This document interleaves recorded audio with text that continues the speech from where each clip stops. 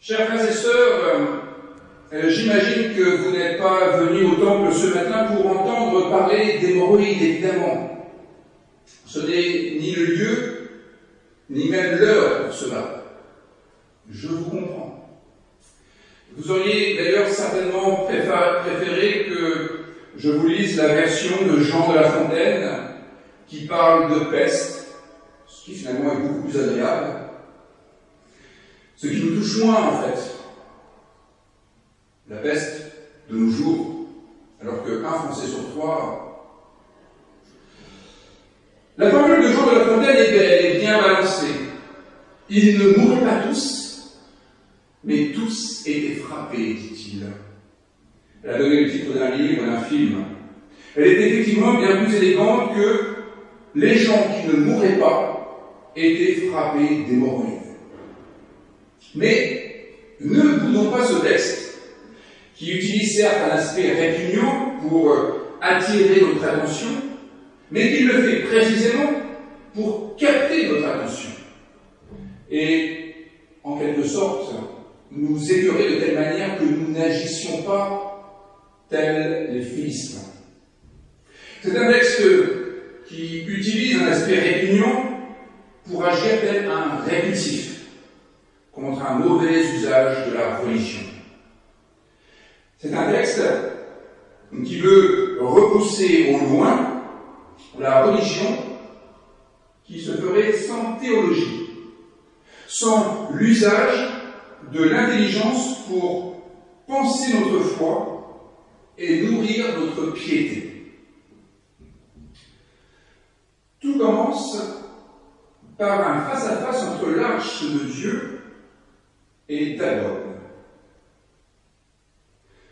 Nous, lecteurs qui avons fait nos classes de catéchisme, nous comprenons rapidement qu'en fait, Dagon, le dieu des Philistins, n'est qu'une vulgaire idole, une statue qui se brisera la deuxième fois qu'elle tombera au sol. Mais ce face-à-face tel qu'il est décrit est intéressant car il met en scène le point de vue des Philistins. Les Philistins qui considèrent que ce duel est un duel entre un objet religieux, l'arche de l'Éternel, et le Dieu des Philistins, Dagon. Et ce qui est paradoxal dans le texte, c'est que l'objet religieux est manifestement beaucoup plus puissant que la prétendue divinité. En tous les cas, il résiste mieux à l'usure du temps et de l'histoire. Ce qui est paradoxal, c'est que la divinité philistine ne résiste pas à son duel avec ce qui n'est qu'une arche d'alliance, un coffre. Pour les Philistins, nous le comprenons bien, c'est épouvantable. Quelle cruelle désillusion. Un monde s'effondre avec cette statue qui s'écroule. C'est tellement épouvantable que le seuil où les mains et la tête de leur Dieu se sont détachés est devenu un lieu tabou. Les Philistins réalisent qu'ils se sont lourdement trompés.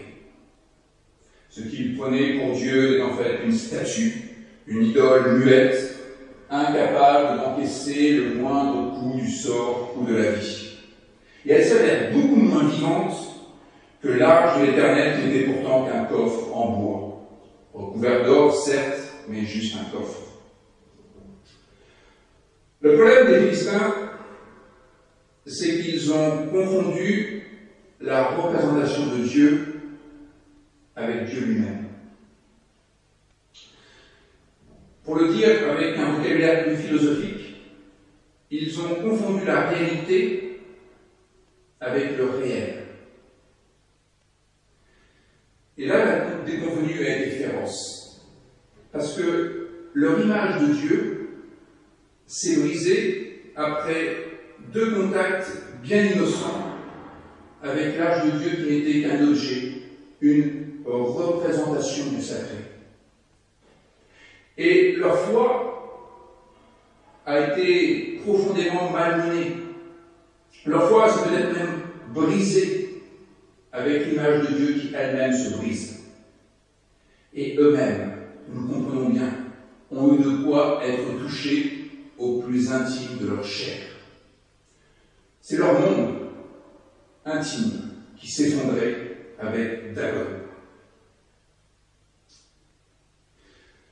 Alors pourquoi les Philistins se mettent-ils à souffrir d'hémorroïdes les uns après les autres? Il faut bien que je parle un peu d'hémorroïdes quand même.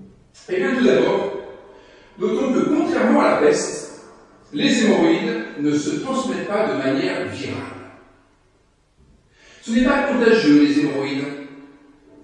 Tous ceux qui sont frappés d'hémorroïdes sont donc des Philistins qui avaient personnellement mélangé le réel et la réalité, qui avaient pris leur rêve pour le réel.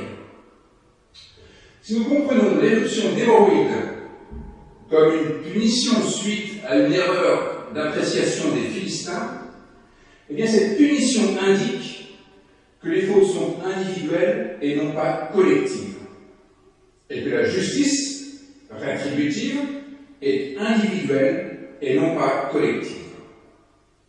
La justice de Dieu est présentée dans cette fable comme une justice qui ne s'applique pas collectivement, mais individuellement. Pourquoi des hémorroïdes? Évidemment, la réponse est assez délicate. Ce qui me semble intéressant à relever, c'est que le terme hébreu, ophel, vient d'un verbe qui signifie gonfler, et qui, dans un sens figuré, peut signifier être présomptueux, être gonflé d'orgueil, prendre ses rêves pour le réel, projeter sur le monde notre représentation du monde. Ça, c'est gonflé. Les hémorroïdes pourraient donc venir en réponse à l'attitude des Philistins qui ont été bien présomptueux et se sont terriblement trompés. Ce qu'ils prenaient pour Dieu n'était qu'un objet sans consistance, bien moins puissant que l'objet du culte israélite qui était à ses côtés. Aux mains de Dagon qui se sont brisées, répondent la main de l'Éternel qui s'appesantit au verset 6 et qui se révèle inflexible au verset 7. C'est là un avertissement qui est adressé à tous les croyants, quelle que soit leur religion, quel que soit le nom qu'ils donnent à leur Dieu. On ne peut pas être croyant sans penser à notre foi. Il n'y a pas de religion possible sans théologie, à moins d'aimer les déconvenus. Alors, mon deuxième point sera d'interroger la raison pour laquelle il est si important de faire de la théologie. Je dirais que l'importance de faire de la théologie se vérifie si nous ne voulons pas nous tromper de Dieu et par là même se fourvoyer dans la vie en accordant une importance ultime à ce qui n'est finalement pas si fondamental que cela dans la vie. Faire de la théologie n'est pas quelque chose à réserver aux théologiens. Et ce texte nous le montre bien. Parce qu'en l'absence de théologie, tout le monde peut pâtir d'une théologie défectueuse. Ce ne sont pas simplement les prêtres qui souffrent d'hémorroïdes, c'est tout un chacun ici dans ce texte. Parce que tout un chacun est appelé à penser sa foi. Ce ne sont pas simplement les prêtres ou les scribes d'Ashdod qui sont touchés. Chacun est appelé à penser Dieu, à avoir un rapport critique avec ces images de Dieu, de sorte que la foi ne soit pas tendue vers une idole morte, mais vers le Dieu qui nous rend vivants. Je dis cela parce que de nos jours, nous pouvons avoir le sentiment qu'on peut parler de Dieu sans gravité, qu'il ne faut pas trop se tromper sur les placements financiers, mais de dire tout ou son contraire sur Dieu, ça c'est possible. Et qu'au fond, la foi, c'est d'abord une question d'énergie, une question de vivacité, et pas une question de contenu. Et qu'au fond, peu importe que le prédicateur développe telle ou telle théologie. L'important, c'est que c'était un bon moment. Eh bien, ce texte nous dit que bien au contraire, il faut prendre la théologie au sérieux. Et que on ne peut pas simplement dire, quel que soit le discours théologique, ce n'est pas très grave. Il n'y a pas mort d'homme. En fait, si. Il peut y avoir non seulement souffrance, mais mort d'homme. Pourquoi? Ce texte nous dit qu'il n'est pas possible d'avoir impunément une théologie erronée. Ce texte nous dit qu'il est faux de penser qu'on ne risque rien en parlant distraitement de Dieu sans y penser. Ce texte nous dit qu'il importe de savoir ce qu'on entend par Dieu et qu'il ne suffit pas d'avoir le mot Dieu dans son vocabulaire personnel pour être dans une véritable relation de foi avec l'Éternel, le Dieu de Jésus-Christ. Jésus lui-même le dira, c'est l'évangéliste Matthieu qui le rapporte. Ce n'est pas parce que vous dites « Seigneur, Seigneur » que vous entrerez dans le royaume des cieux. Il importe de savoir ce que notre foi vise. Il importe de savoir ce que Dieu désigne. C'est important parce qu'en fait, c'est cela qui structure notre vie. Et pas uniquement notre dimanche matin, ou le jour de notre mariage, ou encore notre fin de vie. Dieu, c'est ce qui nous structure. C'est ce qui exprime notre profondeur. C'est ce qui exprime ce qui a pour nous un caractère sacré. Dieu, c'est ce qui nous touche personnellement. Ce n'est pas simplement quelque chose que l'on met sur une carte de visite et qui atteste notre appartenance à un club particulier qu'on appellerait l'Église. Dieu, c'est ce qui nous touche personnellement, y compris corporellement. Et nous le voyons bien dans ce texte biblique. Cela concerne donc notre vie quotidienne. Notre foi se traduit par le moindre acte de notre vie quotidienne, par nos choix de vie, nos engagements, le temps que nous consacrons à nos activités, la nature de nos loisirs, de nos passions. Si Dieu est amour, cela a évidemment des conséquences sur notre rapport à l'autre. En revanche, si Dieu est le Dieu des armées, cela a aussi des conséquences sur notre rapport à l'autre. Il y aura d'un côté un irréductible souci de l'autre. En revanche, il y aura un rapport de force avec l'autre, si Dieu est le Dieu des armées. Des armées en trois mots. Si notre théologie fait une place de choix à la grâce, l'amour sera sans condition. Autrement, il se pourrait que l'amour soit donnant-donnant. Si nous confessons que Dieu est un Dieu qui libère, alors nous aurons à cœur de résister au mécanisme de servitude. Si Dieu est universel, nous accorderons une valeur très relative aux limites et aux frontières. Si Dieu est créateur, nous ferons bon accueil à l'innovation. La théologie, l'étude de Dieu, c'est l'étude de la structure de notre être, de notre vie. Avoir une théologie impensée, c'est courir le risque d'être sans consistance. Cela nous fait courir le risque d'avoir une vie qui ne nous correspond pas. Et même peut-être d'avoir une vie invivable, aussi fragile que le Dagon d'Ashdod, et aussi pénible que ce que devient la vie des Philistins. Oui, cela peut rendre notre vie vraiment impossible. Se tromper de Dieu peut nous causer de terribles souffrances. Car dans ce cas, nous allons consacrer beaucoup de temps, beaucoup de notre personne, si ce n'est toute notre personne, à autre chose que ce qui rend la vie humaine possible. J'en vais maintenant à la question de la justice de Dieu telle qu'elle s'exprime dans ce passage et telle qu'elle peut du coup s'exprimer dans notre propre vie.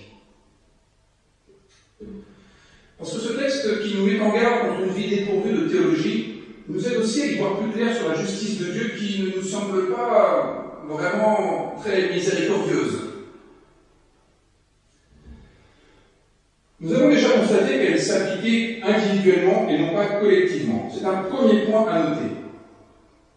Cela signifie que les catastrophes climatiques, par exemple, tsunamis, etc., ne sauraient être une intervention divine dans notre histoire. Car là, la catastrophe est une forme de justice aveugle, qui balaye tout sur son passage, indistinctement.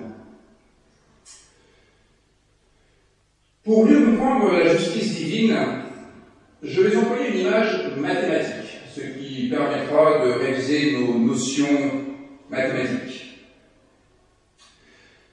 Je dirais que la justice de Dieu n'est pas une fonction bijective. Et c'est essentiel de savoir cela. À la manière de La Fontaine, ce texte parle d'un mal qui répand la terreur. Mal que le ciel, en sa fureur, inventa pour punir les crimes sur terre. D'un point de vue biblique, ce mal frappe chaque homme qui se prive d'une vie vécue devant l'Éternel. Le Dieu qui appelle à l'existence ce qui n'existe pas. Les hommes se privent de ce qui est la source de vie. Eh bien, se tromper de Dieu, c'est s'infliger un mal terrible, c'est s'infliger soi-même un mal terrible. Parce que c'est se priver de ce qui a un caractère décisif pour nous, et de ce qui nous amène à un peu plus de vie. Dieu n'est pas à comprendre comme un distributeur automatique de bons points et de mauvais points, mais comme ce qui nous attire vers une existence plus libre. Et nous pouvons être fermés à une existence semblable. Pour revenir aux hémorroïdes, ce peut être la métaphore du mal que nous nous infligeons en nous privant de ce que Dieu nous propose, en nous privant de l'autre, en nous privant de l'altérité. Nous nous gonflons nous-mêmes. Et peut-être que là, nous aurions pu prendre la fable de la grenouille qui veut se faire grosse comme le bœuf. C'est une énorme hémorroïde, la grenouille. Mais cela ne signifie pas que tout mal que nous subissions provient d'un mauvais rapport à Dieu. C'est cela qui est une fonction non bijective. En mathématiques, une fonction est bijective quand elle est réciproque. Par exemple, si nous prenons la fonction y égale 2x, c'est ce qui est représenté par une droite. Quand x égale 2, y égale 2 fois 2, y égale 4.